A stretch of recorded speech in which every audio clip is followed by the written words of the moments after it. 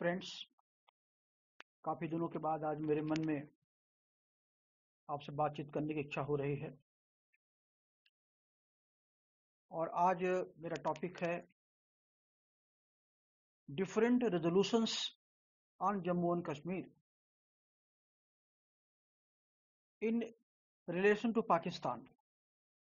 ये टॉपिक अभी भी कंटेक्चुअल है और रिलेवेंट इसलिए है क्योंकि पाकिस्तान अभी भी बार बार कश्मीर इशू को इंटरनेशनल फोरम पर उठाता है, ओआईसी के सामने रखता है और कोशिश कर रहा है कि ओआईसी की मीटिंग हो और ओआईसी की मीटिंग में इस इशू को रेज किया जा सके।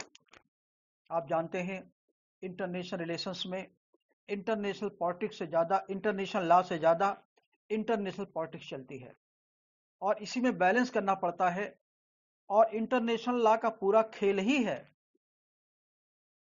International diplomacy plus international politics और थोड़ा सा इंटरनेशनल लॉ। तो international relations, international diplomacy, international law, international politics अगर आप देखेंगे कि एक तरीके से कंटेक्सचुअल है, इंटरवूवन है, जुड़े हुए हैं। म्युनिसिपल लॉ की तरह ऐसा नहीं है कि कोई रूल ऑफ लॉ है और अगर रूल ऑफ लॉ को आप वायलेट करेंगे तो आपके खिलाफ कोर्ट एक्शन ले सकती है, एग्जीक्यूटिव ऑपरेट कर सकती है और पार्लियामेंट को लॉ बना सकती है। क्योंकि इंटरनेशनल रिलेशंस में अभी भी कोई ऐसा फोरम, इंटीग्रेटेड कोहेसिव फोरम नहीं है लाइक पार्लियामेंट। कोई इंटरनेशनल पार्लियामेंट नहीं है, कोई इंटरनेशनल जुडिशरी नहीं है जो म्युनिसिपल लॉ के पैरेलल हो। जो बॉडीज बनी भी 1945 में और जो सब्सिडियरी ऑर्गेनाइजेशंस बने भी, उनका रोल कहीं बाइंडिंग आपको नहीं दिखता। इवन सिक्योरिटी काउंसिल का रोल चैप्टर 7 में बाइंडिंग तभी दिखेगा जब 5 मेंबर्स एक साथ होंगे और उनका इंटरेस्ट टकराएगा नहीं। और एक चीज मैं बता दूं आपको कि नियर फ्यूचर में यूनाइटेड नेशंस बहुत इफेक्टिव होने नहीं जा रहा है क्योंकि जो 5 परमानेंट मेंबर्स हैं वो तभी एक्ट करेंगे जब उनका इंटरेस्ट क्लैश नहीं करेगा, चाहे वो रूस हो, चाहे चाइना हो, चाहे फ्रांस हो, चाहे अमेरिका हो। आप ये देखेंगे कि या ब्रिटेन हो, ये सारे जो वेस्टर्न कंट्रीज हैं इनकी मैक्सिमम पार्ट ऑफ इकोनॉमी टिकी हुई है हार्ड आर्सेनल्स पर, sales of hard core technology पर। सॉफ्टवेयर से ज्यादा ये रिलाई करते हैं वीपन्स की सेल पर। तो ऐसे केस में अगर पीस हो जाएगी वर्ल्ड में, इनका ये कहां बेचेंगे अपने हथियार। मैंने आप नाम बताया आपको लेकर के। इसलिए सिक्योरिटी काउंसिल में भी जब भी कोई रेजोल्यूशन आता है या आएगा तो ये अपने इंटरेस्ट को वॉच करके, इनकी जो लॉबी है, इंडस्ट्रीज लॉबी है, जो वीपन्स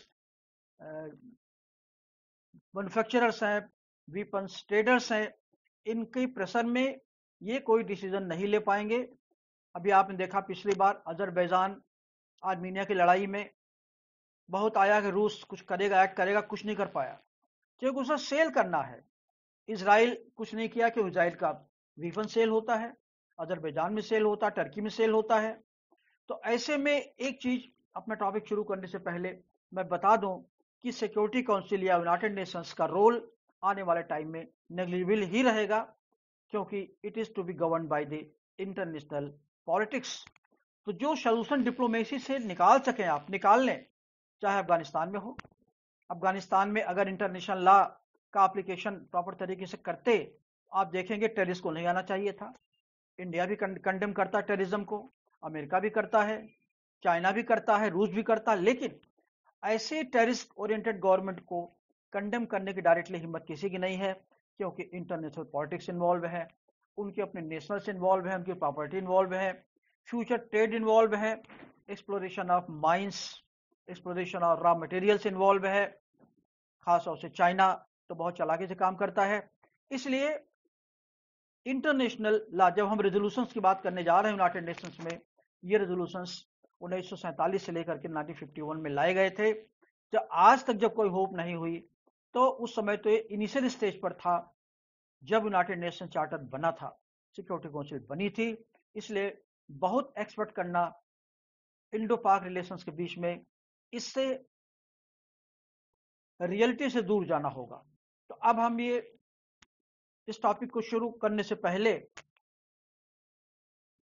या यूं कहिए कि सिक्योरिटी काउंसिल रेजोल्यूशंस का जो कंटेक्स्ट है,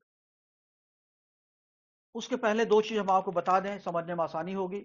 पहला तो ये कि जम्मू कश्मीर की प्रॉब्लम क्या है, दूसरा ये जम्मू कश्मीर की प्रॉब्लम इंटरनेशनलाइज क्यों हुई, सिक्योरिटी काउंसिल में क्यों गई, और तीसरा सिक्योरिटी काउंसिल का जो रेजोल्यूशन है वो क्या इंडिया और पाकिस्तान पर बाइंडिंग है, खास तौर से इंडिया पर इसलिए कि पाकिस्तान बार बार कहता है कि जम्मू कश्मीर प्लेबिसाइट होना चाहिए, रेफरेंडम होना चाहिए, समथिंग लाइक दैट, जो कि पॉसिबल नहीं है इंटरनेशनल लॉ में। अभी हम इसको डिस्कस करने जा रहे हैं। तो पहले मैं बताऊं कि जम्मू कश्मीर का क्या स्टेटस है। जम्मू कश्मीर आप जानते हैं इंडिया के नॉर्थ ईस्ट पार्ट में है। It is surrounded by Pakistan, China और साउथ में इंडिया आता है इसमें। तो नॉर्दर्न पास होता है, पंजाब वगैरह के पास है, हिमाचल प्रदेश साउथ में कवर हो जाते हैं। तो भूगोल इंपॉर्टेंट, इसका भूगोल का इंपॉर्टेंस केवल पाकिस्तान से लेकर के है, क्योंकि डिस्प्यूट चल रहा है। और जम्मू कश्मीर के जब नॉर्थ वेस्ट में देखेंगे तो एक एरिया आता है गिलगिट बल्टिस्तान। ये एरिया इंपॉर्टेंट इसलिए है क्योंकि गिलगिट बल्टिस्तान जो पहले कश्मीर का पार्ट होता या हुआ करता था, ये वही वो बॉर्डर है जहां से अफगानिस्तान की सीमा लगती है। तो गिलगिट बल्टिस्तान के नॉर्थ वेस्टर्न रीजन है और नॉर्थ ईस्टर्न रीजन है। ईस्ट और वेस्ट दो रीजन है, दोनों अफगानिस्तान से लगते हैं, बॉर्डर लगते हैं। तो नॉर्थ वेस्टर्न का जो रीजन है वो कंदहार को छूता है, और उस एरिया को कहते हैं स्पिन बॉर्डर एरिया। आपने देखा हो जहां एक इंडियन जर्नलिस्ट की हत्या हुई थी, वो यही एरिया है जो अफगानिस्तान और पाकिस्तान को, क्योंकि ये कंदहार के बॉर्डर को, कंदहार जो अफगानिस्तान में है उसको टच करता है, उसको लिंक करता है कोटा से, कोटा जो पाकिस्तान में है। और ईस्ट जो पोर्शन है वो चमन बॉर्डर कहलाता है, अफगानिस्तान का चमन बॉर्डर, अफगानिस्तान पाकिस्तान के बीच चमन बॉर्डर है, वो टच करता है खैबर पख्तूनख्वास्तान को, उसको कहते हैं। इसे फाटा भी कहा जाता है, फेडरल एडमिनिस्ट्रेटिव टेरिटरी एरिया। बाद में बना दिया, जैसे हमारा पहले नेफा हुआ करता था हिमाचल प्रदेश अरुणाचल प्रदेश के पास, वैसे नेफा के एरिया है। इसे पख्तूनख्वास्तान का पार्ट कहा जाता है, जो पख्तूनख्वास्तान जो क्लेम करता है एरिया अफगानिस्तान, वो कहता है सारे पख्तून हमारे हैं। और यही जो डिस्प्यूट है पाकिस्तान और अफगानिस्तान के बीच में, ये जो लाइन, कौन सी लाइन उसको बोलते हैं, अभी याद आ जाएगा हमको, 1893 में खींची गई थी पाकिस्तान और अफगानिस्तान के बीच में। पूरा अफगानिस्तान क्लेम करता, उस लाइन के बाहर भी, बॉर्डर लाइन के बाहर भी, डूरन लाइन ने मोस्ट प्रोबेबली होगा, अभी मैं बता दूंगा आपको, याद आ जाएगा हमको। तो ये जो रिलेशनशिप है अफगानिस्तान का, पाकिस्तान का और इंडिया का, तो इंडिया का कोई बॉर्डर सीधे सीधे अफगानिस्तान से टच नहीं करता है। जो एरिया है अगर टच करता, अगर वो गिलगिट बल्तिस्तान अगर इंडिया में होता, मगर मैंने बताया गिलगिट बल्तिस्तान का वो एरिया जो पाकिस्तान में चला गया है, वो वही लिंक करता है अफगानिस्तान को पाकिस्तान से। और यही वजह है कि इंडिया का सीधा ट्रेड अफगानिस्तान से न होकर के ईरान का जो पोर्ट है चाबहार से हमें करना पड़ता है। तो कोई लैंड रूट न होने की वजह से चाबहार हम ले जाते हैं, जो ईरान का पोर्ट है, और ईरान से उस पोर्ट से लेकर अफगानिस्तान में ट्रेड करते थे। अफगानिस्तान से हमारा सारा माल बाहर होता था, जहां से पूरा एरिया लगता था कजाकिस्तान, रूस, तुर्कमेनिस्तान और उज्बेकिस्तान, बहुत सारे एरियाज हैं, मंगोलिया। वो अब हमारे लिए खतरा पैदा हो सकता है अगर अफगान गवर्नमेंट में तालिबानी आ गए हैं तो अब ये problem is to be solve by international diplomacy. लेकिन हम आते हैं कि प्रॉब्लम शुरू कहां से होती है। तो जम्मू कश्मीर, आपने देखा जम्मू कश्मीर में 1930 के पहले सिक्स थे, वहां तमाम रूलर्स आए गए, और अल्टीमेटली 1930 में सिखों को हरा, महाराजा रणजीत सिंह के जो डिसेंडेंट्स थे उनको हरा करके वहां पर डोगरा रूल हुआ। ब्रिटिशर्स ने उसको विन किया और डोगरा रूल को परचेस कर लिया, सेल कर दिया महाराजा हरि सिंह को। महाराजा हरि सिंह डोगरा डायनेस्टी के रूलर है। तो 1930 से लेकर के डोगरा डायनेस्टी का शासन उस पर था, लेकिन वो ऐसा एरिया था जहां पर कभी कोई कंट्रोल नहीं कर पाया था। ज्यादातर लोग ट्राइबल्स थे, ट्राइबल थिंकिंग थी, कई समूहों में बटे हुए थे। और इसीलिए देखिए जो अफगानिस्तान के एरिया भी है वहां कोई राष्ट्रीय यूनिटी नहीं है, वो एक ट्राइबल है। जो छोटे टुकड़ों में लोग जैसे जंगली होते हैं वैसे पहाड़ों में रहते हैं। आज भी देखिए वहां पर तालिबान कंट्रोल कभी कर नहीं पाएगा, क्योंकि तालिबान कोई अकेला एक ग्रुप नहीं है, अकेला एक रूलर कैबिनेट जैसी कोई चीज नहीं है। ये डिफरेंट जो ट्राइबल्स है उनकी एक गैदरिंग है, उनका अकुमुलेशन है, और वो आपस में भी लड़ेंगे और अल्टीमेटली वहां कोई गवर्नमेंट आज तक न कभी बन पाई है। 18वीं सेंचुरी से लेकर के इतिहास आप देखें या इसके पहले भी देखें, क्योंकि ट्राइबल्स को कंट्रोल करना किसी गवर्नमेंट के बस की बात नहीं है। यहाँ तक लॉर्ड कॉर्नवालिस भी जो एरिया खैबर पख्तून का था, पख्तूनिस्तान या उसे वजीरिस्तान भी कहते हैं, उसको नहीं कंट्रोल कर पाया क्योंकि ट्राइबल एरिया था। तो अब एक डिस्प्यूट तो अपनी जगह पर अफगानिस्तान पाकिस्तान की, और यही वजह है कि पाकिस्तान भी खतरे में है अफगानिस्तान में तालिबान आने से, क्योंकि उस बॉर्डर लाइन जो है उसको अफगानिस्तान नहीं मानता। उसका नाम है शायद डूरन लाइन है या कोई लाइन है, जैसे red Cliff line India Pakistan के बीच में, ऐसे एक लाइन है जो मुझे भी दिमाग नहीं आ रहा है। चलिए, तो अब हम जब शुरू करेंगे तो पहले सोचिए कि जम्मू कश्मीर का स्टेटस, पॉलिटिकल और लीगल स्टेटस क्या था। जब आते हैं लीगल स्टेटस के बारे में, तो आप जानते हैं 1945 में कैबिनेट मिशन आया था, और कैबिनेट मिशन के एडवाइस पर 1947 में गवर्नमेंट ऑफ इंडिया एक्ट पास किया गया। चर्चिल की गवर्नमेंट हार गई सेकंड वर्ल्ड वॉर में, और एटले की गवर्नमेंट आई जो इंडिया को इंडिपेंडेंट देने के फेवर में थी, क्योंकि ब्रिटेन के ऊपर बर्डन बहुत पड़ रहा था। ब्रिटिश उसको डर लग रहा था कि अगर इंडिया में हम आगे रहेंगे तो इंडिया की आर्मी, इंडिया की जो फोर्सेस हैं हमें कोऑपरेट नहीं करेंगी और रिवोल्ट होने का खतरा बहुत रहेगा, क्योंकि उसका बेसिक जो पर्पस होता कॉलोनिज्म का, इंपीरियलिज्म का, collection of taxes and trade. अगर उनका वो इंटरेस्ट हर्ट होता है तो इंडिया में रूल करने का कोई पर्पस उनका नहीं था। और सेकंड वर्ल्ड वॉर में क्योंकि इंडिया उसका अलाई था, इंडिया ने साथ दिया था, उन्होंने प्रॉमिस किया था कि अगर ब्रिटेन जीत जाता सेकंड वर्ल्ड वॉर में तो इंडिया को हम इंडिपेंडेंस दे देंगे। इसलिए गांधी जी के अपील पर इंडियन आर्मी ने, इंडियन कांग्रेस गवर्नमेंट ने, या यूं कहिए कि डोमिनियन ऑफ इंडिया जो बन चुका था, ब्रिटेन का साथ दिया। और अल्टीमेटली ये जो इसका रिजल्ट हुआ, 1947 का गवर्नमेंट ऑफ इंडिया एक्ट आया जिसमें भारत की स्वतंत्रता डिक्लेयर की गई।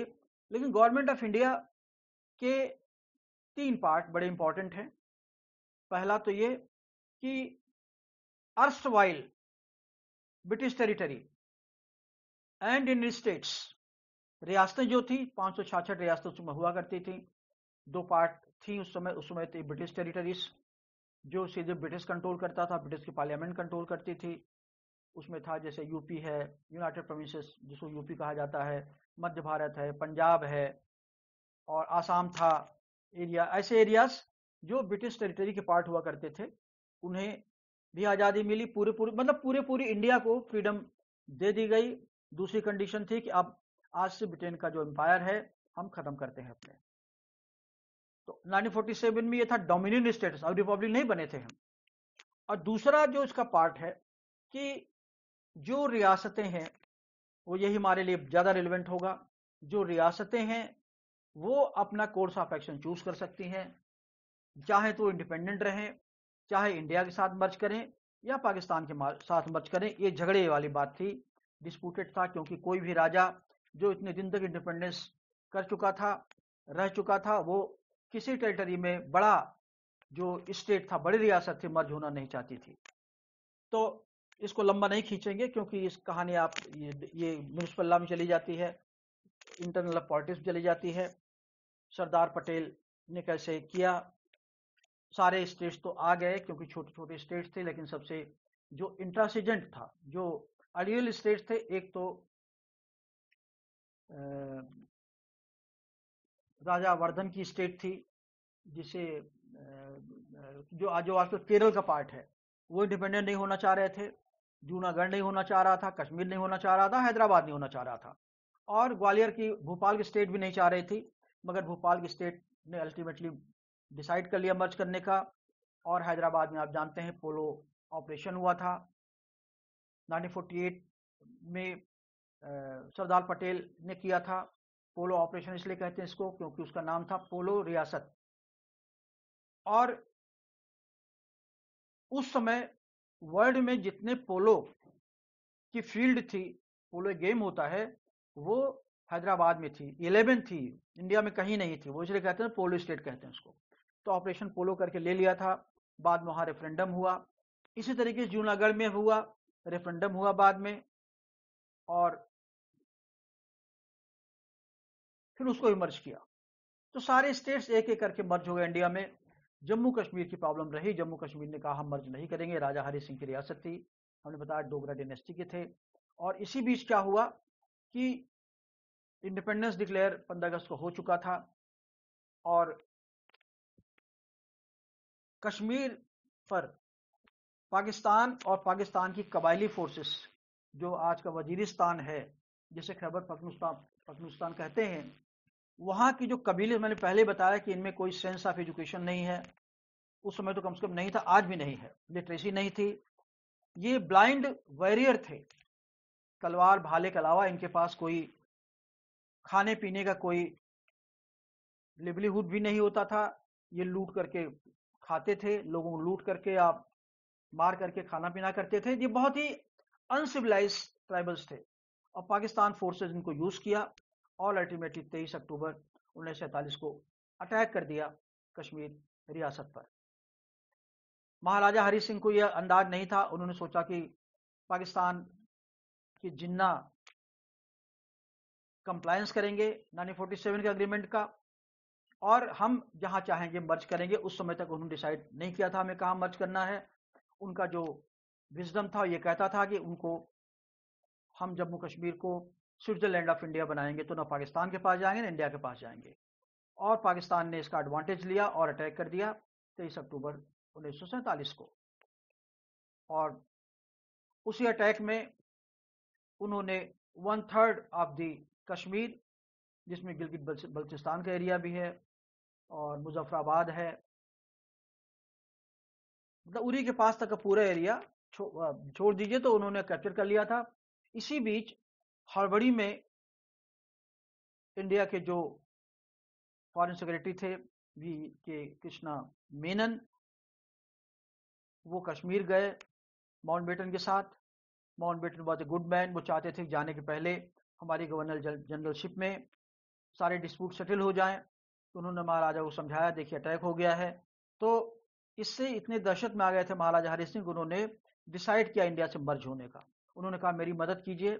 इंडियन गवर्नमेंट ने कहा मदद आप कैसे कर सकते हैं, क्योंकि आप तो फॉरेन कंट्री है, अगर इन्वेड करेंगे तो पाकिस्तान इसको इशू ले जाएगा यूनाइटेड नेशंस में, कहेगा इंडिया अग्रेसर है और इंटरवेंशनिस्ट है, ये इंटरवीन करता है, जो इंटरनेशनल लॉ का वायलेशन होगा। तो अल्टीमेटली आप देखिए 26 सितंबर को 23 का अटैक होता है, 3 दिन के बाद 26 ये सितंबर को महाराजा साइन करते हैं, इंस्ट्रूमेंट ऑफ असेशन होता है, और 27 तारीख को उस पर माउंटबेटन का भी सिग्नेचर हो जाता है। तो सिग्नेचर महाराजा का, माउंटबेटन का, कृष्णा मेनन इंडिया की तरफ से सिग्नेचर किया गया, और India, Jammu Kashmir now became be part of India as per 1947 act, जिसमें कहा गया था रियासतें जहां चाहे मिल सकती हैं, और जम्मू कश्मीर के महाराजा ने मर्ज करना डिसाइड किया। पाकिस्तान जिसको लेकर के तमाम तरह से डिस्प्यूट करने की कोशिश करता है। अब इससे अब प्रॉब्लम क्या करता, क्योंकि एक जो फॉर्मेट बनाया गया था एग्रीमेंट का, एक फॉर्मेट सबके लिए बनाया गया था। उस फॉर्मेट में लास्ट में लिखा गया था, चाहे वो कश्मीर का क्वेश्चन हो, चाहे जूनागढ़ का हो, जितनी रियासतें मर्ज की गई थी 566 में, उसी पर सिग्नेचर किया गया था सभी रियासतों के जो हेड्स थे, सरदार जो थे या राजा जो थे। उसमें एक क्लास था बाद में कि जब इंस्ट्रूमेंट ऑफ असेशन सब साइन कर देंगे, इसके बाद प्लेबिसाइड किसी न किस तरीके से विल ऑफ द पीपुल, लोगों की इच्छा जानी जाएगी। और अल्टीमेटली आपने देखा कि जूनागढ़ में भी और हैदराबाद में भी प्लेबिसाइट किस तरीके से किया गया था। तो कश्मीर के मामले में भी पाकिस्तान का वही राग है कि इंस्ट्रूमेंट ऑफ असेशन जो साइन किया गया था वो अधूरा है। जब तक रेफरेंडम नहीं होगा, जब तक वहां के लोगों की राय नहीं जानी जाएगी, तब तक वो जो इंस्ट्रूमेंट ऑफ असेशन है वो हमेशा चैलेंजेबल रहेगा। अब देखिए यहाँ इसके बाद अगर पाकिस्तान अटैक न करता तो कंडीशन दूसरी होती, क्योंकि इंस्ट्रूमेंट ऑफ असेशन सिग्नेचर करने का मतलब था किसी न किसी प्रकार का रेफरेंडम होगा आगे चल करके। मगर जब पाकिस्तान अटैक कर दिया, उसका सारा पर्पस खत्म हो गया, क्योंकि रेफरेंडम अगर होता तो पूरे पाकिस्तान में, पूरे कश्मीर में होता, जबकि 1/3 पार्ट कश्मीर का पाकिस्तान में है, तो रेफरेंडम अधूरे भारत में, अधूरे कश्मीर में नहीं हो सकता। यहाँ ये प्रॉब्लम आती है। अब ये प्रॉब्लम इंटरनेशनलाइज कहां से हो रही है, क्योंकि नेहरू जी कश्मीर के थे। कश्मीर से एक और प्लेयर आता शेख अब्दुल्ला, हरी सिंह के बाद। तो कश्मीर के दो आप देखिए पार्ट में माने जाते थे, अब तो 3 टेरिटरी हो गई है, एक जम्मू दूसरा कश्मीर। तो जम्मू कश्मीर का जो प्रीडोमिनेंस एरिया है वो है बौद्ध एंड हिंदू, ज्यादा वहां रहते हैं, मुसलमान भी रहते हैं, लेकिन कश्मीर वैली का जो डोमिनेंट एरिया है वो है मुस्लिम्स का। और जो पाकिस्तान था यही था कि दोनों एरिया को मिला करके जो पॉपुलेशन फिगर जो इमर्ज करके सामने आ रही है वो डोमिनेंटली मुस्लिम की आ रही है। तो हम तो अगर रेफरेंडम भी होगा तो हम तो रेफरेंडम में विन हमें करना ही करना है, क्योंकि हैदराबाद में, जूनागढ़ में रूलर मुस्लिम था, पॉपुलेशन हिंदू थी, इसलिए जिन्ना या पाकिस्तान को मात खानी पड़ेगी। उसके दिमाग में ये बात थी कि कश्मीर में अगर दोनों मिलाकर रेफरेंडम होगा तो पाकिस्तान में मर्ज करना लाइक करेंगे। अब ये सब चीजें चल रही थी, और इसी बीच नवंबर 1947 में नेहरू ने भी कहा कि हम मर्जर देखिए हो चुका था, ये 27 सितंबर 1947 को सिग्नेचर हो चुका था मर्जर के बाद। तो नेहरू ने नवंबर में 9 नवंबर के स्पीच दे दिया कि रेफरेंडम हम कराएंगे, प्लेबिसाइट हम कराएंगे, लेकिन पहले पाकिस्तान अपने फोर्सेस विड्रॉ करे। और इसी कंटेक्स्ट में नेहरू जी इस इश्यू को ले गए। देखिए अब ये मैटर सॉल्व नहीं हो रहा है, और जितने स्टेट्स थे, रियासतें थी, एक स्टैंड स्टिल एग्रीमेंट में किया गया था कि जब तक कोई फाइनल सोल्यूशन न निकले तब तक एग्रीमेंट स्टैंड स्टिल रहेगा, जिसको कंफर्म कर दिया गया रेफरेंडम से, जूनागढ़ में भी और हैदराबाद में जो प्रॉब्लम क्रिएट कर रही थी। मगर जम्मू कश्मीर में सिग्नेचर हो चुका था, इंस्ट्रूमेंट ऑफ असेशन हो चुका था, मगर अभी रेफरेंडम नहीं हुआ था, या रेफरेंडम कहिए, प्लेबिसाइट कहिए, या विल ऑफ द पीपुल कहिए। तीनों में थोड़ा डिफरेंस है, लेकिन वहां नहीं जाएंगे क्योंकि वो क्वेश्चन इंटरनेशनल लॉ होता है। अब हैदराबाद वाला आप जानते ही हैं, हैदराबाद अब तो नहीं रहा। इसके बाद 1956 में स्टेट रीऑर्गेनाइजेशन एक्ट में उसके 3 पार्ट बन गए। एक तो आंध्र प्रदेश, जो तेलुगु एरिया था वो आंध्र प्रदेश में चला गया, जो मराठी स्पीकिंग था वो चला गया महाराष्ट्र में चला गया, जब महाराष्ट्र बन गया, पहले बॉम्बे स्टेट हुआ करता था। और तीसरा जो कन्नड़ स्पीकिंग एरिया था वो चला गया कर्नाटक में। तो अब हैदराबाद इस तरह रियासत एग्जिस्ट नहीं करता है, अब वहां एक स्टेट है लाइक अदर स्टेट्स। और अब हम ये देख रहे हैं कि सारी जगह हो गया, अभी रेफरेंडम की प्रॉब्लम जम्मू कश्मीर में बाकी है।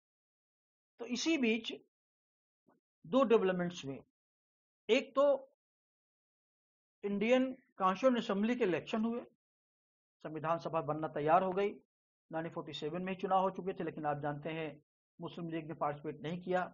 सारे मुस्लिम, जो लोग मुस्लिम लीग के सपोर्टर्स थे वो मुस्लिम, क्योंकि ऐसा नहीं सब मुस्लिम चले गए, तो कॉन्स्टिट्यूएंट असेंबली के वो मुस्लिम्स जो पाकिस्तान बनाना चाहते थे वो उन्होंने ज्वाइन नहीं किया, पार्टिसिपेट नहीं किया कॉन्स्टिट्यूएंट असेंबली को। और अल्टीमेटली आप देखिए कॉन्स्टिट्यूएंट असेंबली का इलेक्शन भले 1947 में हुआ हो, लेकिन कॉन्स्टिट्यूएंट असेंबली का रियल फंक्शन शुरू होता 1949 में, जब मुस्लिम लीग ने विड्रॉ कर लिया और ये मेंबर बने। तो यहां पर एक डेवलपमेंट होता कश्मीर से। डेवलपमेंट ये होता है कि नेहरू और शेख अब्दुल्ला दोनों का आइडियोलॉजी सोशल आइडियोलॉजी थी। शेख अब्दुल्ला एजुकेटेड थे, अलीगढ़ यूनिवर्सिटी से उन्होंने केमिस्ट्री में एमएससी किया था, और वो कभी भी मुस्लिम फंडामेंटलिज्म में बिलीव नहीं करते थे। तो वो against he was hello bent against the Pakistan, क्योंकि पाकिस्तान मुस्लिम प्रिंसिपल पे काम करता था, 2 नेशन थियरी को नहीं मानते थे फारूक शेख अब्दुल्ला। तो वो उन्होंने इंडिया के साथ जाना पसंद किया। उन्होंने नेहरू को अश्योर किया कि हम आपके साथ हैं, और उन्हीं का अश्योरेंस के बेसिस पर नेहरू जी ने कहा था कि हम कश्मीरी रेफरेंडम बाद में कराएंगे, और कराते तो रेफरेंडम में क्योंकि मुस्लिम साथ थे इंडिया के, शेख अब्दुल्ला के साथ थे, इसलिए रेफरेंडम इंडिया के फेवर में जाता। लेकिन क्योंकि पूरी सिनेरियो चेंज हुआ पाकिस्तान के अटैक से, इसलिए रेफरेंडम खटाई में पड़ गया और ये मैटर इंटरनेशनलाइज हुआ। अल्टीमेटली सिक्योरिटी काउंसिल में गया। सिक्योरिटी काउंसिल में आप देखिए, ये जो नवंबर में इन्होंने स्पीच दी थी, ये मैटर चलता रहा, लड़ाई, ये लड़ाई चली है, आप चीजें लंबी चढ़ाई लड़ी है, नवंबर 1948 तक चली है। निगोशिएशन होते रहे बीच बीच में, लंबी कहानी है पॉलिटिकल, लेकिन कुछ नहीं हुआ। तो जवाहरलाल जी ने, हाँ एक चीज और, कि जो कॉन्स्टिट्यूंट असेंबली बन रही थी उस समय ये था कश्मीर का क्या होगा। तो नेहरू ने प्रॉमिस किया कि हम कश्मीर को कुछ फैसिलिटी देंगे, क्योंकि कश्मीर पे अटैक हो गया था, रेफरेंडम पॉसिबल नहीं हो पाया था। तो कॉन्स्टिट्यूंट असेंबली से आप देखिए सारे इंडिया के स्टेट से इनडायरेक्टली इलेक्टेड लोग आए थे, जिन्होंने कॉन्स्टिट्यूशन फ्रेमिंग में पार्टिसिपेट किया। कश्मीर के बारे में भी, कश्मीर से भी 4 लोग आए। वो 4 लोगों में थे, एक शेख अब्दुल्ला थे, एक मिर्जा अकबर बेग थे, एक मीरचंद महाजन थे जो बाद में सुप्रीम कोर्ट के जज हुए, पहले 1950 में एक गोपालन केस में भी वो थे, जज हुए, और चौथा थे मोतीराम बोगरा कहा जाता है उनको, मोतीराम बोगरा कहा जाता है। तो 4 में से आप देखिए 2 हिंदू थे, मोतीराम बोगरा और मेहरचंद महाजन, 2 मुस्लिम थे, शेख अब्दुल्ला और मिर्जा अख्तर बेग थे, जिन्हें शेख अब्दुल्ला का काफी करीबी माना जाता था, राइट हैंड माना जाता था। तो कॉन्स्टिट्यूंट असेंबली में इन 4 लोगों को इंक्लूड कर लिया गया। अब एक तरफ जम्मू कश्मीर की प्रॉब्लम सुलग रही है, 1/3 पर पाकिस्तान का कब्जा हो चुका है। दूसरी तरफ अब उस पार्ट पे जहां से इंडियन टेरिटरी थी, जो 2/3 पार्ट बच गया था, वहां से 4 मेंबर आ रहे हैं जम्मू कश्मीर की इंडिया की कॉन्स्टिट्यूंट असेंबली में। और जब डिबेट चल रहा था उसमें जम्मू कश्मीर के स्टेटस को डिसाइड किया गया। एक आर्टिकल डाला गया, article 66A capital A draft article था, जिसमें कहा गया था जम्मू कश्मीर को स्पेशल स्टेटस दिया जाएगा, और जम्मू कश्मीर की कुछ रियायतें दी गई, फैसिलिटीज दी गई इन्हीं 4 लोगों, जो 4 मेंबर्स थे, इनकी बेसिस पर। इन क्योंकि कॉन्स्टिट्यूंट असेंबली के मेंबर थे, इन्होंने कंसीड किया कि जम्मू कश्मीर इंडिया का इंटीग्रल पार्ट होगा। क्योंकि कॉन्स्टिट्यूंट असेंबली में जो डिबेट हुआ था उन्होंने पार्टिसिपेट भी किया था। कॉन्स्टिट्यूंट असेंबली के बाद जो कॉन्स्टिट्यूशन बना उनमें इन 4 का सिग्नेचर भी है। तो ये डायरेक्टली और इनडायरेक्टली, एक्सप्रेसली और इम्प्लाइडली किसी तरह से देखेंगे तो इन्होंने मान लिया था कि in Jammu Kashmir is part of India. अब ये डेवलपमेंट हो गया,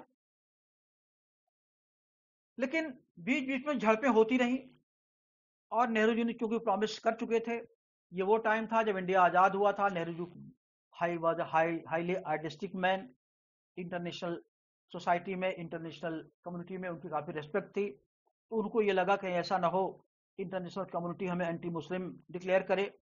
तो एक बैलेंस लेके चलते थे। It is not like today's government, ये आप देखिए वही पॉलिसी लेकर के कांग्रेस गवर्नमेंट चली, जिससे इंडिया को काफी नुकसान हुआ लेकर के। मगर आप इसमें नेहरू की गलती नहीं कर सकते, क्योंकि वो टाइम 1948 का था, 45 to 48 के बीच में ट्रांजिशन पीरियड था पूरी दुनिया के लिए भी।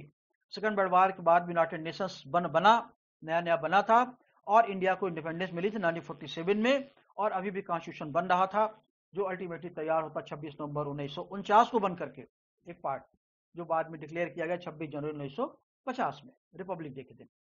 तो इसके पहले ही जब प्रॉब्लम लेके गए नेहरू जी, इसके पहले ही वो मैटर सुओ मोटो, पाकिस्तान के इंस्टिगेशन पर सिक्योरिटी काउंसिल उसका संज्ञान ले चुकी थी, और संज्ञान लेने के नहीं बल्कि पंडित नेहरू ने कंप्लेन कर दिया था। ये 1 जनवरी 1948 की बात है। 1 जनवरी 1948 में पंडित नेहरू ने पाकिस्तान को कंप्लेन किया कि पाकिस्तान अग्रेसर है। हमने तो पहले ही प्लेबिसाइड का प्रॉमिस किया हुआ था, लेकिन पाकिस्तान जब तक ऑक्युपाइड एरिया वैकेट नहीं करेगा तब तक पूरे कश्मीर में, वो कश्मीर जो 1950 47 के इंस्ट्रूमेंट ऑफ एसेशन का पार्ट है, जो इंडिया में मर्ज होने का पार्ट है, उस पर प्लेबिसाइट नहीं हो सकता। तो जब ये जनवरी 1948 में ले गए तो उनके बिहाफ पर रेजोल्यूशन नंबर, अब हम आते हैं रेजोल्यूशंस क्या क्या हुए। देखिए कुल 11 रेजोल्यूशंस पास हुए हैं जम्मू कश्मीर को लेकर के। 11 रेजोल्यूशंस पास हुए हैं, उसमें से 2-3 इंपॉर्टेंट है, बाकी सब बेकार है, कोई मतलब ज्यादा नहीं है। तो जो पहला रेजोल्यूशन पास होता है वो पास होता है रेजोल्यूशन नंबर 38। देखिए रेजोल्यूशन जब हम नंबर काउंट करते हैं, इसका मतलब नहीं सारे 38 हुआ, 39 हुआ, 47 हुआ, 80 हुआ, 122 हुआ, 127 सारे रेजोल्यूशन। तो इसके बीच में और सब्जेक्ट्स पर रेजोल्यूशन आए थे, तो ये क्रम में नहीं मिलेंगे आपको लेकर के। जब जब सिक्योरिटी काउंसिल ने कंसिडर किया तब तब सारे रेजोल्यूशन का नंबर काउंट किया गया। तो जम्मू कश्मीर का जो पहला रेजोल्यूशन है वो है रेजोल्यूशन नंबर 38, जो 17 जनवरी 1948 को पास किया गया। और जबकि अटैक 23 अक्टूबर 1947 को खत्म हो चुका था, और हमने बताया आपको कि 26 को 27 को 26 में सिग्नेचर किया महाराजा ने, 27 में माउंट मॉटन ने भी कर दिया, और अल्टीमेट 27 अक्टूबर 1947 की डेट है वो इंस्ट्रूमेंट ऑफ एसेशन हो गई। तो जब पाकिस्तान इंसिस्ट करने लगा प्लेबिसाइट पर, नेहरू ने कहा कि हम इसको मैटर को सिक्योरिटी काउंसिल में ले जाएंगे, क्योंकि वो नेहरू जी सोचते थे कि नया नया सिक्योरिटी काउंसिल आई है, सेकंड वर्ल्ड वॉर के बाद ये इमर्ज करके सामने आई थी, काफी वर्ल्ड को बहुत आइडियोलॉजिकली देख रहे थे, चाइना को भी उन्होंने देखा, बाद में अपनी गलती का एहसास भी किया उन्होंने, चाइना ने अटैक किया 1962 पर, कि दुनिया इतनी आइडियल नहीं होती, चलती है इंटरनेशनल डिप्लोमेसी और पॉलिटिक्स पर, जिसकी मैंने चर्चा भी आपको की है। तो 1 जनवरी 1948 को जो मैटर लेके गए, तो 17 जनवरी 1948 को रेजोल्यूशन नंबर 38 सिक्योरिटी काउंसिल ने पास किया। इस रेजोल्यूशन में कुछ नहीं था, केवल यही था, दो बातें थी। पहला तो ये कि दोनों सेनाएं, the both the forces will refrain from the violence, और जो 23 अक्टूबर 1947 मतलब अटैक करने के पहले की जो डेट थी वहां तक वापस लौट जाएं अपनी। एक तो पहला रेजोल्यूशन ये था। दूसरा था कि जो डेवलपमेंट होगा वो सिक्योरिटी काउंसिल को इन्फॉर्म करेंगी, जो सिचुएशन होगी, उन्होंने कौन सा एग्रीमेंट किया या कुछ ऐसा डेवलपमेंट निगेटिव हुआ। तो एक तो था कि अपनी डिप्लॉयमेंट ऑफ फोर्सेस को पीछे करें दोनों, और दूसरा जो डेवलपमेंट्स या जो पैक्ट वो करेंगे, वो जो निगोशिएशंस करेंगे, उसके इंफॉर्मेशन सिक्योरिटी काउंसिल को देंगे। ये पहला रेजोल्यूशन था। लेकिन पाकिस्तान का जवाब आता है 19 तारीख को। इंडिया की कंप्लेंट होती 1 जनवरी 1948 को, 17 जनवरी 1948 को रेजोल्यूशन 38 पास होता है। लेकिन नेहरू की कंप्लेंट का जवाब जो आता है पाकिस्तान देता है, वो देता 19 जनवरी 1948 को। और उसी जब उसका रिप्लाई आ गई, तो उसी रिप्लाई के कंटेक्स्ट में रेजोल्यूशन नंबर 39 पास किया गया। ये रेजोल्यूशन था 20 जनवरी 1948 को। और ये जो रेजोल्यूशन था, और पाकिस्तान ने क्या काउंटर कंप्लेंट किया था। पाकिस्तान का जो काउंटर कंप्लेंट था कि इंडिया पाकिस्तान में एग्रेसर है, पाकिस्तान को तोड़ना चाहता है, पाकिस्तान उसे हजम नहीं हो रहा है, डाइजेस्ट नहीं कर रहा है। इस कंप्लेंट के कंटेक्स्ट में जब उसका काउंटर कंप्लेंट आया नेहरू कंप्लेंट के, तो 20 जनवरी 1948 को रेजोल्यूशन पास किया गया। और सिक्योरिटी काउंसिल ने एक कमीशन बनाया जिसमें 3 मेंबर थे, जिन्हें कहा गया था आप जाइए, इन्वेस्टिगेट करिए और ज्वाइंटली बताइए, you have to write the letter jointly. तीनों लोगों का एक साथ यूनानिमस लेटर होना चाहिए जो सिक्योरिटी काउंसिल को रिपोर्ट करना है कि कोर्स ऑफ एक्शन क्या है, कैसे इसे डेवलपमेंट हुआ और उसका सोल्यूशन क्या है, और इस पूरे रीजन में कैसे पीस स्टेबलिश हो सकती है। ये तो हो गया। उन्होंने रिपोर्ट दे दी, उन्होंने कहा कि भाई हम हेल्पलेस हैं, कुछ कर नहीं पा रहे हैं। तो आप देखेंगे तो थर्ड रेजोल्यूशन आ रहा है, जो सबसे इंपॉर्टेंट रेजोल्यूशन है, बहुत इंपॉर्टेंट है, जिसको लेके पाकिस्तान नाचता है पूरी दुनिया में, जो गाना गा रहा है प्लेबिसाइट का, ये वही रेजोल्यूशन है, रेजोल्यूशन नंबर 47। तो रेजोल्यूशन 38, 39 अब आ रहा है रेजोल्यूशन 47। ये रेजोल्यूशन आ रहा है 21 अप्रैल 1948 को। तो जब ये रेजोल्यूशन जो 3 मेंबर कंपनी ये कमीशन अपॉइंट हुआ था, उसने कहा कि दोनों ही कंट्री पीसफुल नेगोशिएशन नहीं कर रहे हैं। जब इंफॉर्मेशन दे दिया उन्होंने सिक्योरिटी काउंसिल को, तो 21 अप्रैल 1948 को एक दूसरा रेजोल्यूशन आया, रेजोल्यूशन 47 में। इस 47 रेजोल्यूशन में क्या किया उन्होंने कि पाकिस्तान के रिक्वेस्ट पर मेंबर्स का जो नंबर था 3 से बढ़ा के 5 कर दिया, थोड़ा ब्रॉड बेस कर दिया, और 5 मेंबर में उन्होंने कोशिश की कि पूरी दुनिया के जितने कॉन्टिनेंट्स हैं सबको इनकॉर्पोरेट किया जाए, इंक्लूड किया जाए। अब देखिए 5 में थे अर्जेंटीना, बेल्जियम, कोलंबिया, चेकोस्लोवाकिया और यूएस। ये 5 मेंबर्स बने, 3 से बढ़ा के 5 कर दिया गया। अब इसमें जो रेजोल्यूशंस थे, 3 रेजोल्यूशन बहुत इंपॉर्टेंट हैं, जिसमें सेकंड मैं बताऊंगा अभी आपको। पहला तो रेजोल्यूशन नंबर 47 के 3 पार्ट हैं। पहला पार्ट ये है कि देखिए, पहला पार्ट ये कह रहा है कि जो दोनों गवर्नमेंट्स हैं वो इस रीजन में, मतलब जो रीजन टर्बुलेंस वाला रीजन है, मतलब जो ऑक्युपाइड कश्मीर है और जो हमारा कश्मीर है, पीस एंड ऑर्डर को मेंटेन करेगा ये कमीशन, दोनों गवर्नमेंट से बात करके और अल्टीमेटली डिसाइड करेगा कि प्लेबिसाइड कब होगा, कैसे होगा। पहला रेजोल्यूशन तो ये था, प्लेबिसाइड की बात इसमें की गई है। दूसरा है कि दूसरे रेजोल्यूशन के 3 पार्ट हैं। तो पहला बात क्या, प्लेबिसाइड की बात कर रहा है ये कि पीस स्टेब्लिश हो जाएगी तभी वहां प्लेबिसाइड होगा। पूरे रीजन की बात कर रहा है, मतलब वो एरिया जो इंडिया के ऑक्यूपेशन में है, वो एरिया भी जो पाकिस्तान के ऑक्यूपेशन में है। जैसे पाकिस्तान ऑक्युपाइड कश्मीर हम कहते हैं, और पाकिस्तान इंडियन टेरिटरी कहता है पाकिस्तान ऑक्युपाइड कश्मीर, और हम पाकिस्तान ऑक्युपाइड कश्मीर को आज़ाद कश्मीर कहते हैं, और वो इंडियन ऑक्युपाइड कश्मीर को आज़ाद कश्मीर कहता है। तो दूसरा जो पार्ट था रेजोल्यूशन का, उसमें 3 स्टेप थे, लेने थे।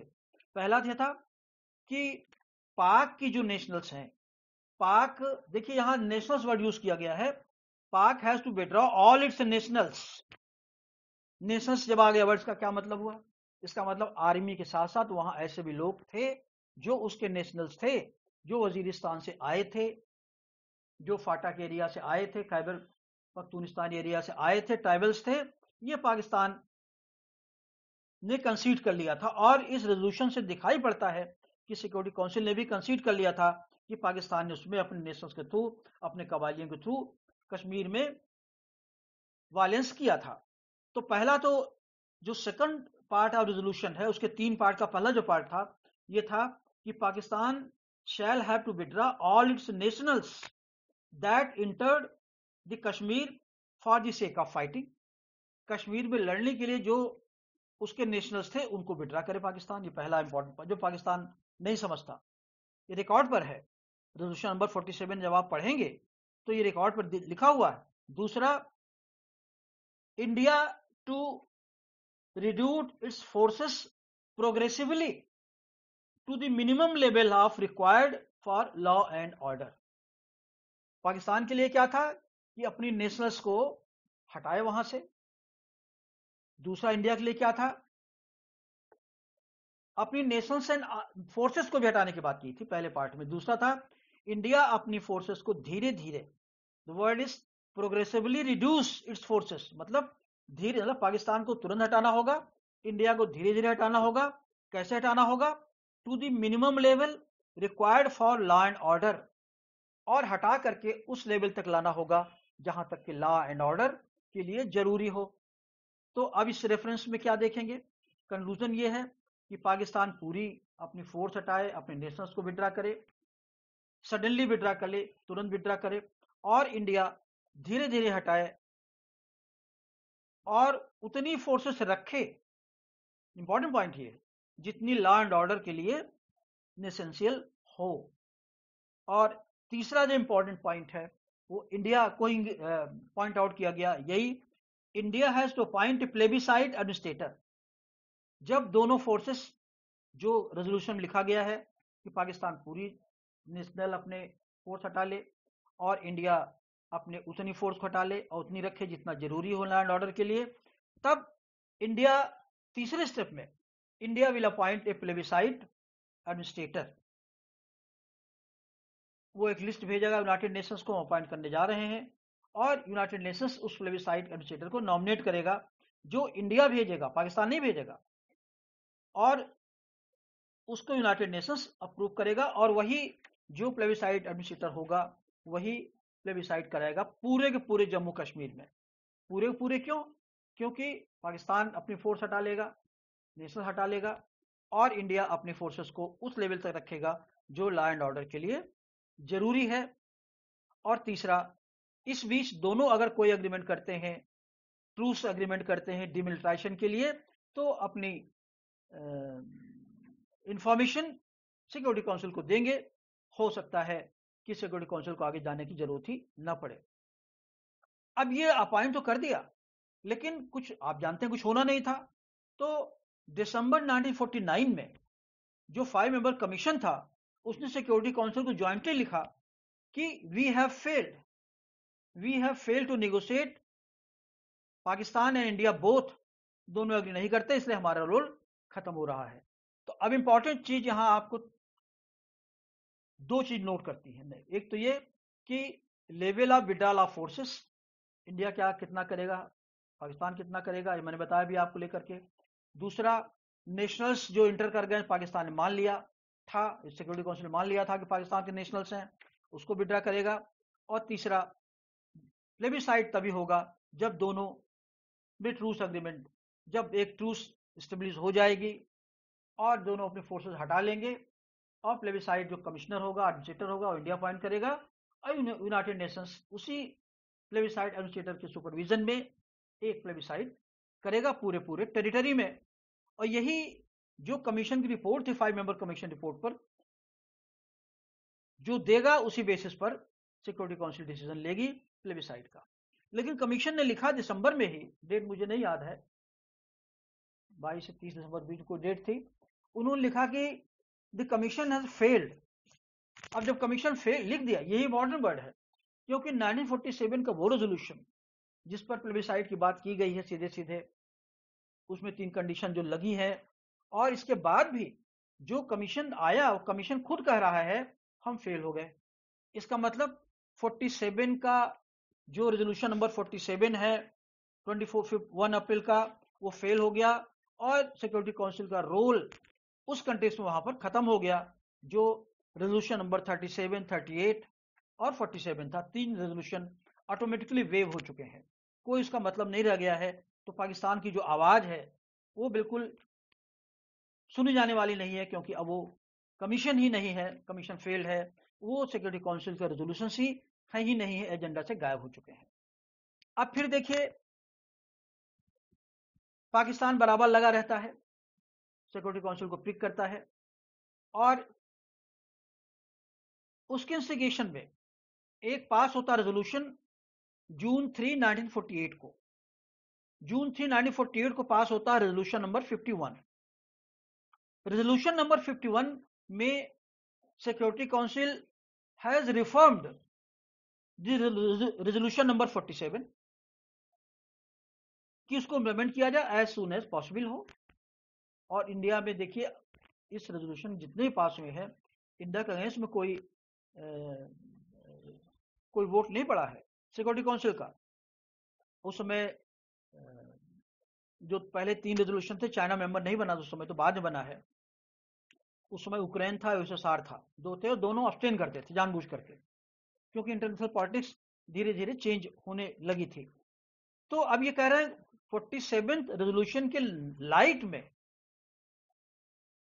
हम पास कर रहे हैं रेजोल्यूशन नंबर 51, कि मतलब ये हुआ कि 47 में जो कहा गया है वो कंडीशन प्रिवेल करेगी, और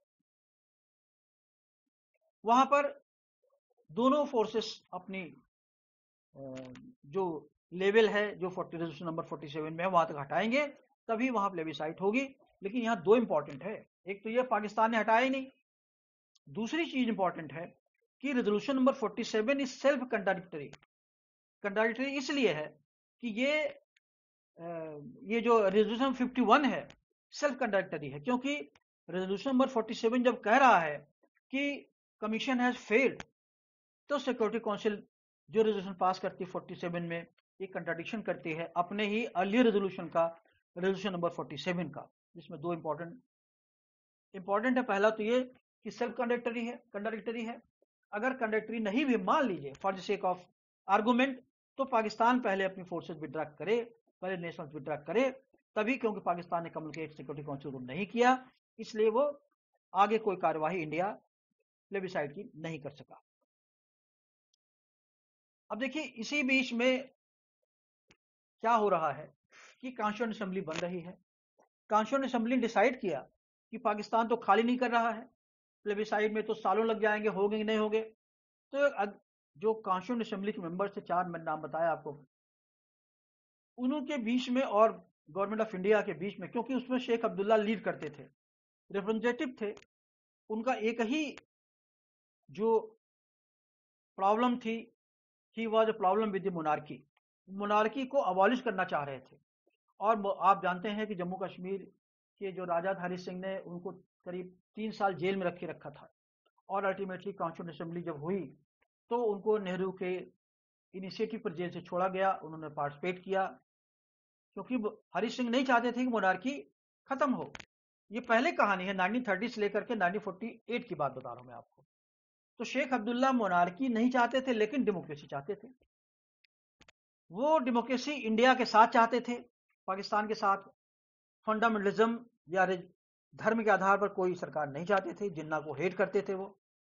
और यही नेहरू का कॉन्फिडेंस लेवल था कि अगर कभी कश्मीर में प्लेबिसाइड होगा तो हम जीतेंगे। हालांकि बाद में देखिए कि शेख अब्दुल्ला की आवाज़ बदलने लगी, उनके अपने एम्बिशंस आने लगे, तो एक अलग स्टोरी है। तो यहां पर इस बीच में क्या हुआ कि आर्टिकल 370 कॉन्स्टिट्यूशन में जोड़ दिया गया। ये रेजोल्यूशन नंबर जून 1948 के बाद कॉन्स्टिट्यूशन बना था।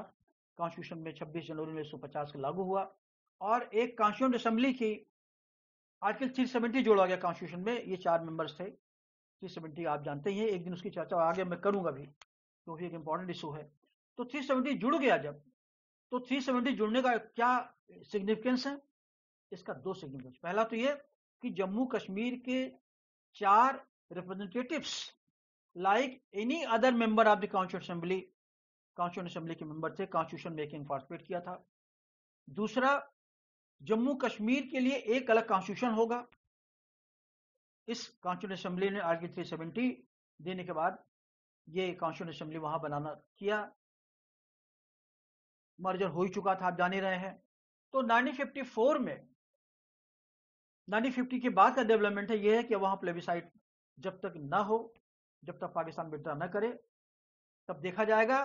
फिलहाल हमारी टेरिटरी है, उसमें एक कॉन्स्टिट्यूएंट असेंबली होगी। इसीलिए आप देखें आर्टिकल 370 में लिखा गया है टेम्पररी एंड ट्रांजिशनल। तो टेम्पररी ट्रांजिशनल का जो कंटेक्स्ट है, लोग देखते हैं इंटरनल पॉलिटिक्स से। ये टेम्पररी और ट्रांजिशनल का जो रेफरेंस है ये है टिल द प्लेबिसाइड, उस जमाने में 1948 में।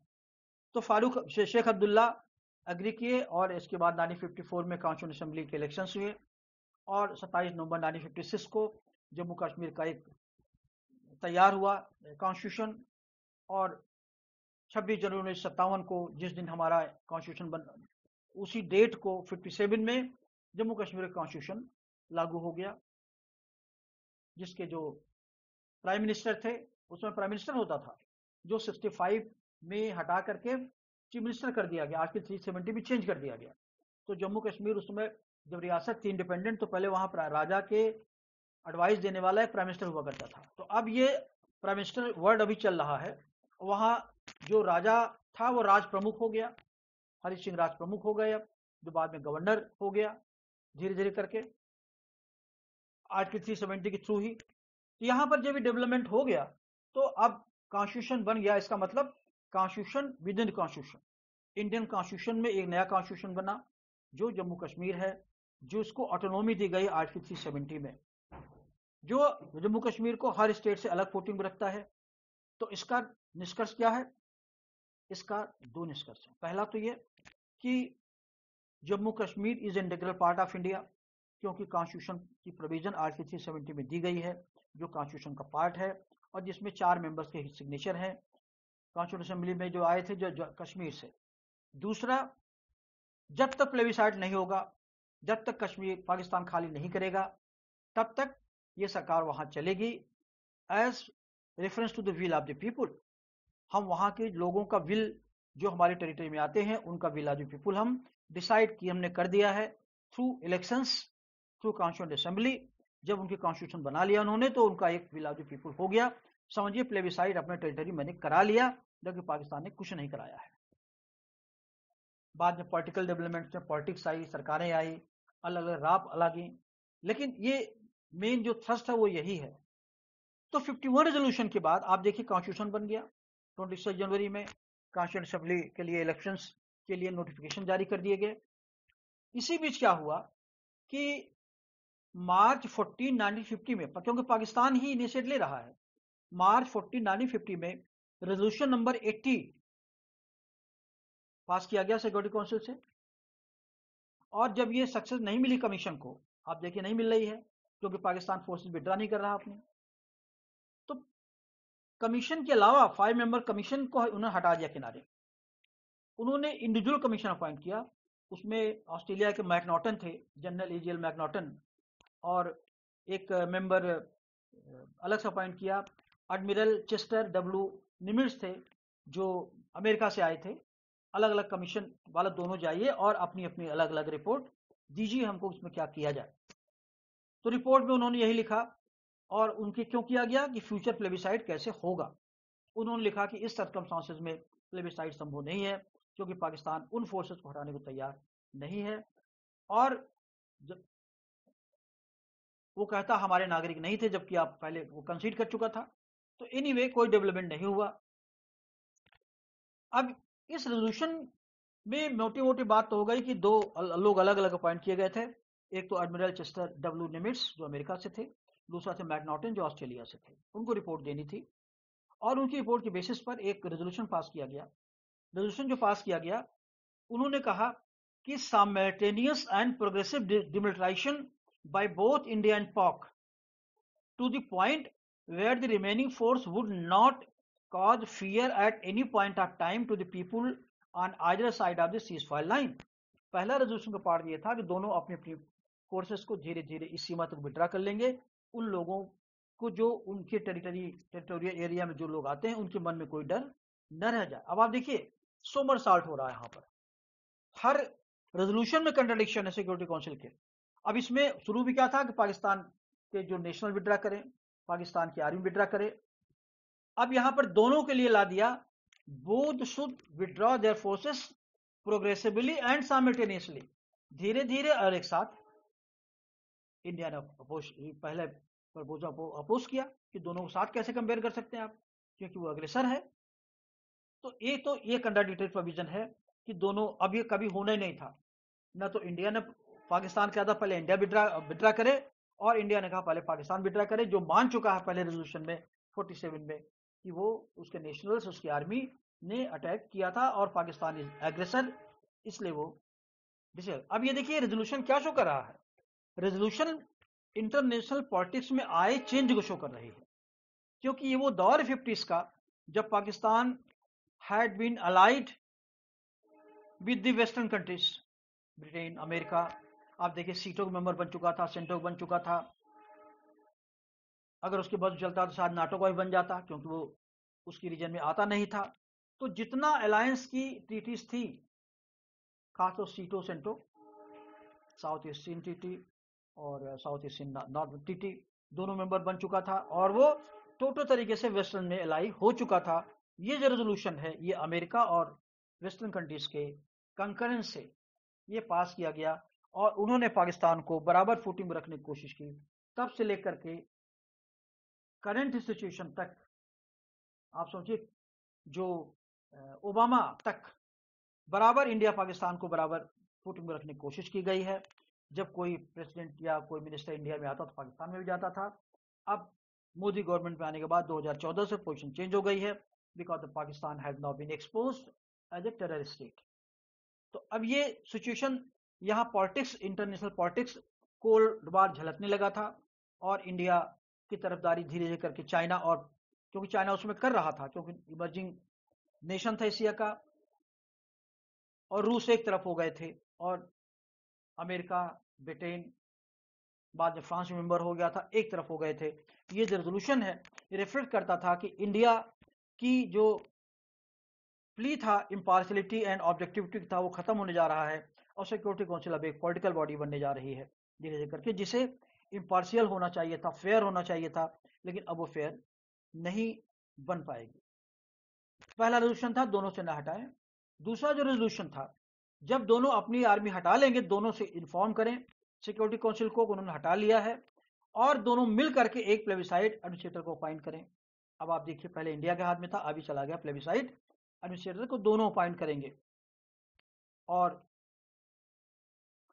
जो डिमिलिटाइजेशन के बाद जो होगा वो यूनाइटेड नेशन सुपरविजन में होगा, तो यहां पर पाकिस्तान को फेवर लेने लगे थे। तो अब आप देखिए रेजोल्यूशन नंबर 80 बिल्कुल सीधे सीधे रिवर्ट कर दे रहा है, समरसॉल्ट कर दे रहा है, पलटी मार जा रहा है रेजोल्यूशन नंबर 47 से। रेजोल्यूशन 47 में पाक को विड्रा करने की बात की गई थी, और इंडिया को धीरे अपने उन फोर्सेस को विड्रा करने की बात की गई थी, वहां तक फोर्सेस रखने की बात की गई थी जहां तक जरूरी हो, लेकिन यहां पर दोनों को बराबर फुटिंग पर रख करके फोर्सेस को विड्रा करने की बात की गई है, जो नहीं एग्री होना था either from the part of India और पाकिस्तान।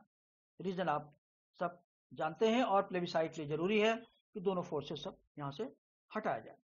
फिर इसके बाद क्या किया जब विड्रा, अब देखिए जो सिक्योरिटी काउंसिल सबको टाइम देती थी, 3 हफ्ते का, 1 महीने का, 2 महीने का, उस टाइम में जो रिपोर्ट देते थे जो मेंबर थे, उसमें यही लिखते थे कि कमीशन हैज फेल्ड। इसका मतलब सिक्योरिटी काउंसिल फेल कर रही है। अब इसके बाद क्या हुआ कि जब ये रेजोल्यूशन नंबर ये 80 आया, ये जो मार्च 1950 का, इसके बाद फिर एक रेजोल्यूशन आया, रेजोल्यूशन नंबर 1991, मार्च 30 1951 को रेजोल्यूशन 91 पास किया गया, क्योंकि इसके पहले वाले में ओवन डिक्सन जो थे ऑस्ट्रेलिया के थे, उनको अपॉइंट किया गया था।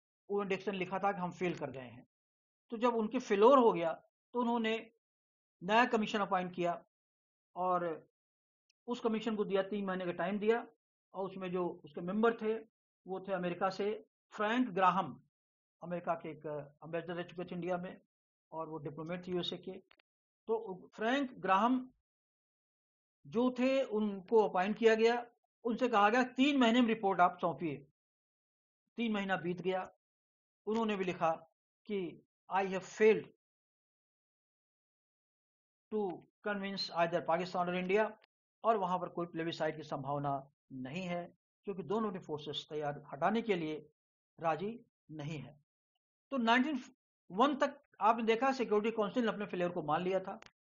47 और 80 का रेजोल्यूशन देखा सेल्फ कंट्राडिक्टरी है, सारे रेजोल्यूशन में भी कुछ न कुछ कंट्राडिक्शन जरूर है, और सबसे बड़ा कंट्राडिक्शन तो यह है कि सिक्योरिटी काउंसिल ने जिन रिप्रेजेंटेटिव्स को भेजा था उन्होंने मान लिया था कि हम कुछ कर नहीं सकते, और इम्प्लाइडली सब जगह यही थे कि पाकिस्तान अपने फोर्सेस विड्रा नहीं कर रहा है।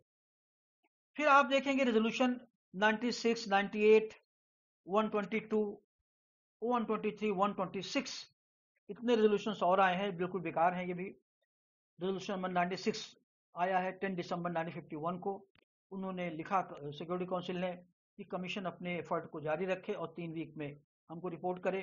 रेजोल्यूशन नंबर 1998 आया है 23 दिसंबर 1952 को, उन्होंने कहा कि कमीशन अपना काम जारी रखे और 30 दिन रिपोर्ट भेजे। इसमें एक चीज और थी, रेजोल्यूशन नंबर 98 में जो दिसंबर 23 1952 को जारी किया गया था, उनमें एक थोड़ा डेवलपमेंट कर लिया कि आजाद कश्मीर में पाकिस्तान 6000 अपनी फोर्सेस रखेगा, गिलगिट बल्तिस्तान में 300 फोर्सेस रहेंगी, और इंडिया 18000 इंडिया की फोर्सेस रहेंगी और 6000 वहां लोकल फोर्सेस रहेंगी, मतलब 24000 फोर्सेस इंडिया की रहेंगी और 6000 आजाद कश्मीर की रहेंगी, आजाद कश्मीर में पाकिस्तान की, और 3500 रहेंगी गिलगिट बल्तिस्तान में। ये भी नहीं हो पाया, और अपनी रिपोर्ट में 1 महीने की रिपोर्ट देनी 30 डेज में उन्होंने कहा कि संभव नहीं है पीस और संभव नहीं है प्लेबिसाइड।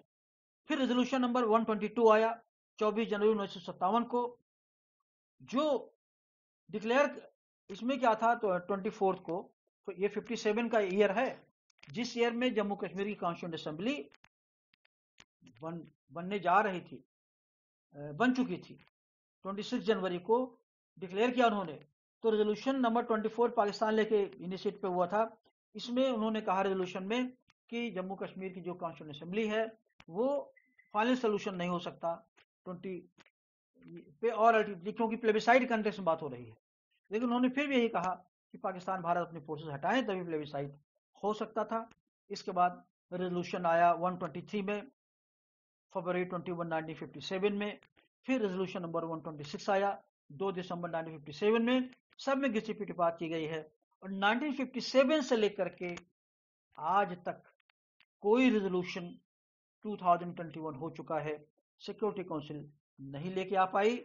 हाँ, अभी अगस्त सितंबर 2 2020 में India pleaded with the Security Council to withdraw the issue of Jammu Kashmir from the agenda, क्योंकि इंडिया ने कहा यह मैटर आउटडेटेड हो चुका है, आइटम से बाहर कर दीजिए, क्योंकि पाकिस्तान ने किसी भी रेजोल्यूशन पर हीड नहीं किया। दूसरी 57 से लेकर के आज तक बहुत पानी बह गया गंगा नदी में, झेलम नदी में। अब उस रेजोल्यूशन कोई मतलब नहीं है। क्यों? क्योंकि 1972 में शिमला एग्रीमेंट हो चुका है, 99 में मुशर्रफ वाजपेयी एग्रीमेंट हो चुका है।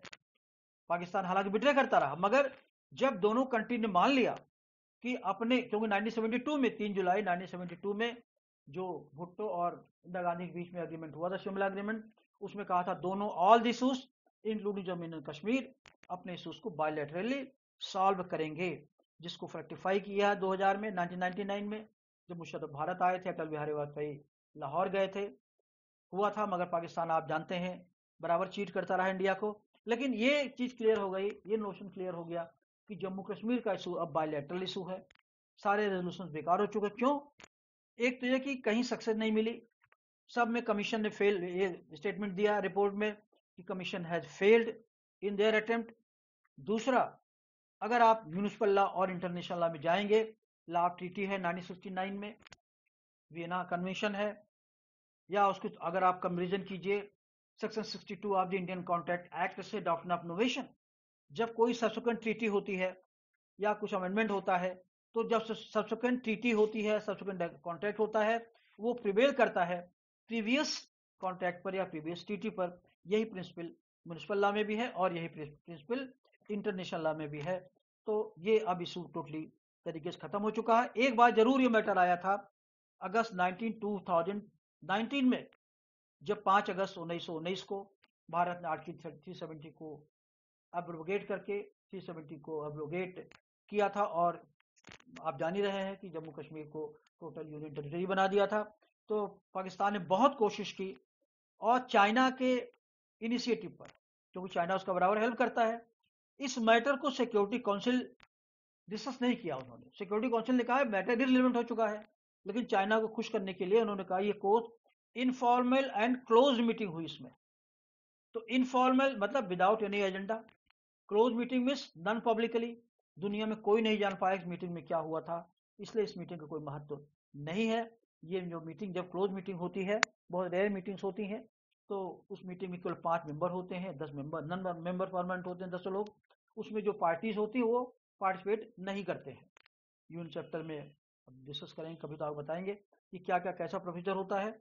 तो ये होता है। अब कश्मीर का जो इशू है, नाउ इट इज कम से कम उस इशू को लेकर के जो भारत के पार्ट में है, 5 अगस्त 2020 it is ended for ever. अब अगर कोई है कुछ करना है, तो भारत ने तो अपना स्टैंड ले लिया, इंडिया का पार्ट हो गया, क्योंकि 57 से लेकर 1947 से लेकर के पाकिस्तान अब तक कुछ नहीं किया, झगड़ा ही करता रहा, अटैक करता रहा, टेररिज्म आता रहा। 1965 में जिब्राल्टर हुआ, फिर आपने देखा कि जियाउल हक ने क्या किया इंडिया में, कश्मीर के जो इन्फिल्ट्रेट भेजे उन्होंने लेकर के।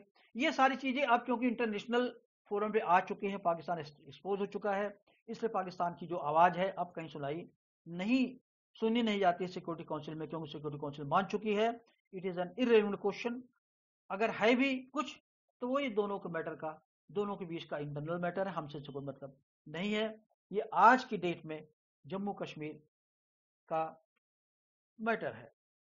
एक चीज और हम बताना जा रहे थे कि यूनाइटेड नेशंस जो रेजोल्यूशन पास किए गए हैं, ये रेजोल्यूशन चैप्टर 6 में पास किए गए हैं। 2 चैप्टर हैं, एक चैप्टर 6, चैप्टर 7। चैप्टर 6 में आर्टिकल 33 से लेकर के 38 तक पीसफुल सेटलमेंट ऑफ डिस्प्यूट्स है। तो इंडिया पंडित नेहरू इस डिस्प्यूट को आर्टिकल 35 में लेके गए थे। इसमें सिक्योरिटी काउंसिल को पावर केवल इतनी होती है कि वो दोनों पार्टीज को रिक्वेस्ट करे या खुद ऐसा कोई सोल्यूशन रिकमेंड करे कि भाई आप ऐसा करिए, टर्म्स कंडीशंस डिक्लेयर करें। इसके बारे में मैंने आपको बताया ही, कुछ नहीं किया गया। आप पढ़िएगा आर्टिकल 33 से लेकर के 38 तक। चैप्टर 7 जो पाकिस्तान इनडायरेक्टली रिपीट करता है कि इंडिया पर बाइंडिंग होना चाहिए, एक्शन लेना चाहिए, तो क्योंकि ये इशू ही चैप्टर 6 में है, पीसफुल सेटलमेंट ऑफ डिस्प्यूट्स पर है, इसलिए इस पर कोई बाइंडिंग फोर्स नहीं हो सकता। दोनों में से कोई पार्टी माने चाहे ना माने। चैप्टर फोर्स तब होता है जब कोई स्टेट एग्रेसर होता है या इंटरनेशनल लॉ का वायलेशन करता है। पाकिस्तान क्यों इसको इंटरनेशनलाइज करता बार बार? पाकिस्तान का पर्पज ये है कि इस इशू को बार बार उठाया जाए ताकि मैटर इंटरनेशनलाइज हो जाए। इसको इतना टेररिज्म फैला करके इन्फ्लेटेड कर, इतना ग्रेव बना दो कि पूरी दुनिया सिक्योरिटी काउंसिल मानने लगे कि ये वर्ल्ड पीस के लिए खतरा है। अफगानिस्तान के भी टेररिस्ट आ जाए, अगल बगल के भी आ जाए, तो ये उसका ये मोटिव है, लेकिन मोटिव सॉल्व नहीं हो पाया। तो आर्टिकल 30 इस चैप्टर 6 से इस प्रॉब्लम को लेकर के आर्टिकल 30 चैप्टर 7 में ले जाना चाहता, जहां पर कि सिक्योरिटी काउंसिल की पावर इन्फोर्समेंट की हो जाती है, इंक्लूडिंग मिलिट्री एक्शन। और चैप्टर 7 में आप जानते हैं उसने कोरिया में एक्शन लिया है, कांगो में एक्शन लिया है, इराक में एक्शन लिया 1998 जिसमें कुवैत अटैक किया था, और बहुत सारे कंट्रीज में ऑब्जर्वर भेजे हैं लेकर के। तो पाकिस्तान की जो एफर्ट है वो अबॉर्ड कर गया है। आने वाले टाइम में कश्मीर पर कुछ एक्शन नहीं होना है। जो इंडिया का स्टैंड है वो स्टैंड करेगा। एक डेवलपमेंट और भी हुआ था, आप देखिए, जो पाकिस्तान ने डिफाई किया था कि जम्मू कश्मीर में अब उसका जो एरिया है वो आर्मी हट नहीं सकती, क्योंकि उसने 60s में ही एरिया कारकोरम का जो एरिया है वो दे दिया था चाइना को। कारकोरम पास जो गिलगिट बल्तिस्तान को लिंक करता है जिनजियांग प्रोविंस को, जहां पर के उइगुर मुस्लिम्स का रिवोल्ट चलता है। और ये अब चूंकि हमें सड़क बना दी है, सीधे सीधे सड़क अब जिनजियांग से लेकर के ये लिंक करती है गिलगिट बल्तिस्तान तक, फिर वो पाकिस्तान को पेशावर तक। फिर अल्टीमेटली आप देखेंगे कि जो पाकिस्तान का एयरबेस जा करके वो लेना चाहता उसको। ये पूरी स्टोरी है। तो हमारा बेसिक फोकस था कि रेजोल्यूशंस का इम्पैक्ट क्या होता है। रेजोल्यूशन का इम्पैक्ट चैप्टर 6 में जो होता है वो केवल रिकमेंडेटरी होता, बाइंडिंग नहीं होता। चैप्टर 7 में डिस्प्यूट लाया नहीं गया था क्योंकि पीसफुल सेटलमेंट ऑफ डिस्प्यूट्स है। चैप्टर 7 में लाते तो आर्टिकल 39 से लेकर के आर्टिकल 40 तक के जो प्रोविजन है वो include incorporate the use of force, military, internationally collective security में यूज होते हैं। जो इशू ही नहीं है, ये इशू है चैप्टर 6 का। तो ये आज का हमारा टॉपिक था, जो हम चाहते कम से कम आपको बता दें, थोड़ा सा आपको नॉलेज मिल जाए, क्योंकि अभी भी ये रह के पाकिस्तान से जिंदा रखेगा। Thank you. अब किसी दिन हम इसे 2 चीज और बताना चाहता हूँ, मैं आपको भूल जाता हूँ। एक तो ये कि हमारे जो फंडामेंटल राइट्स पे कुछ लेक्चर 7-8 पड़े हुए हैं जो इसमें रिकॉर्ड नहीं हो पाए हैं, मैं अपलोड करने की कोशिश करूंगा 1-8 हफ्ते में। जो टेलीग्राम पे पड़े हुए हैं, जो मैंने क्लास लेक्चर दिए थे, कोशिश करता हूं मैं क्लास लेक्चर भी आपको अपलोड कर दूं, लेकिन वो अपलोड नहीं हो पाए हैं।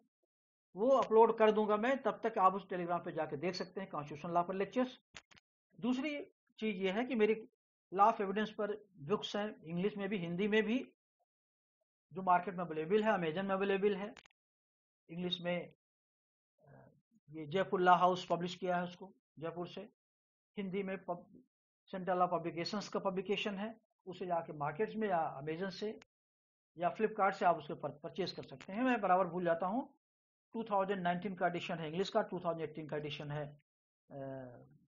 हिंदी में, लेकिन both are highly relevant books for you, especially for those who are preparing for the competitions. Thank you.